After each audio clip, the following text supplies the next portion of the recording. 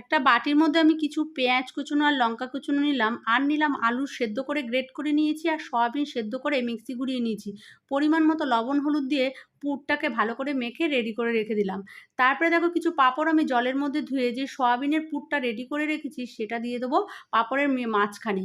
তারপরে ভালো করে চার ধার একদম মুড়িয়ে নিতে হবে। কিভাবে করছি কাজটা দেখেই কিন্তু বুঝে নিতে হবে। সবগুলো এভাবে আমি তৈরি করে নিলাম। আজকে বানাচ্ছি সয়াবিনের অমলেট। তারপরে কড়াইতে তেল দিয়েছি, তেল গরম হওয়ার পর এক এক করে অমলেটগুলো ছেড়ে এগুলোকে উল্টে পাল্টে লালচে করে ভেজে নেবো। পেঁয়াজটা বাদ দিয়ে তোমরা নিরামিষের দিনে এই রেসিপিটা তৈরি করতে পারো। কড়াইতে তেলের মধ্যে জিরে তেজপাতা শুকনো লঙ্কা গোটা গরম মশলা ফোড়ন দিলাম। একটা মিক্সিতে আদা কাঁচা লঙ্কা টমেটো বেটে রেখেছি সেটা দিলাম, পরিমাণ মতো হলুদ লবণ দিলাম, আর রয়েছে টক দইয়ের সাথে ধনে জিরে লঙ্কার গুঁড়ো হলুদ ভালোভাবে ফেটিয়ে নিয়ে ওটাকেও দিয়ে দিলাম। আর যেই সয়াবিনের পুরটা রেডি করেছি সেটাকে একটু দিয়ে দিলাম ওই মশলার মধ্যে, দিয়ে কষিয়ে নিয়েছি। যখন তেল ছেড়ে গেলো পাশে জল গরম করেছি সেটা দিলাম, ভালো করে ফুটিয়ে নিয়ে অমলেটগুলো দিয়ে দিলাম, একটু মিষ্টি ফেলে দিলাম, ঘি গরম মশলা দিয়ে নামিয়ে নেবো। ভালো লাগলে একটা লাইক আর শেয়ার